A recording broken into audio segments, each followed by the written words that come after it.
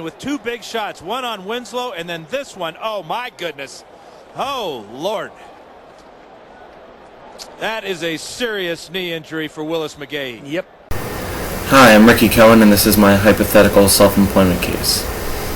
I will graduate from Drexel University with a degree in biomedical engineering in June of 2013. After graduation, I'll be seeking employment with Johnson & Johnson, with whom I've had 2 co-ops and I'm currently working part-time. I'm most interested in starting in their supply chain department, specifically in manufacturing. It is possible that I could be hired by Johnson & Johnson and come to find 3 to 7 years from now that my passions or my career path are leading me toward self-employment. In my free time, I'm an ardent sports fan. I closely follow professional sports, and as a biomedical engineer, I'm very interested in the many different types of sports injuries.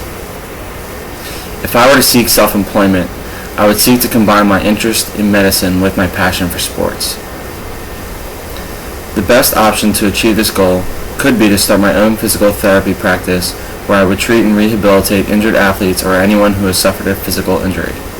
Before being able to start my own firm, there are a lot of hurdles that I would need to overcome.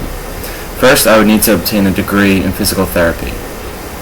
Drexel University's Doctor of Physical Therapy program takes 2.5 years to complete as a full-time student. Projecting the program's current tuition prices, it would cost $90,240 to complete the program. That cost is in addition to the cost of living that I would incur during that time. Once I had completed my degree, I could then obtain certification to practice physical therapy on patients. Once I am certified, I could start my practice. I would rent a medical office to conduct business, and other costs would include medical supplies and advertising. Advertising would be a very important aspect because I would need to build a customer base as fast as possible in order to maximize my income. The first problem with this career path is time. It would take 2.5 years before I could even start my practice, and then I would have to wait until my practice grew to begin to turn a profit. In total, it could end up taking me over 6 years to break even between the cost of school and the cost of operating a business. The second problem is cost. At this point in time, I will still have to pay my student loan debts. Adding an average of $3,000 per month to that debt is substantial and a difficult obstacle to overcome. Upon graduating, I could potentially be in $100,000 of debt and then have to manage the cost of starting the physical therapy practice. Cost is certainly the biggest problem in this scenario. The first solution is to take out substantial loans in order to pay for school and pay for my business. A positive outcome from this solution would be that I wouldn't have to put any financial burden on my friends or my family. A negative outcome from this solution is the incredible debt and interest I would accrue, which would take many years to repay. A second solution would be to rely on my friends and family to help support me financially as much as possible during this period. The outcomes are opposite to those of the first possible solution.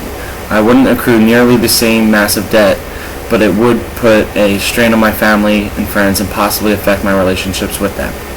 A third solution would be to work for another physical therapy practice for a few years before starting my own.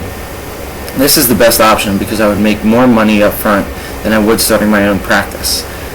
By doing so, I would be able to start paying my student loan debts while saving money so that I could start my own business as well. Also, I would be able to learn about how to run my own practice and gain more experience to take with me to my own practice. The negative outcome from this solution is that it would further delay my starting my own practice and that practice turning a profit. However, that is worth limiting the financial risks involved with the other two proposed solutions. What a great cut from Willis McGahee. He made the entire secondary for Minnesota miss with speed to the end zone.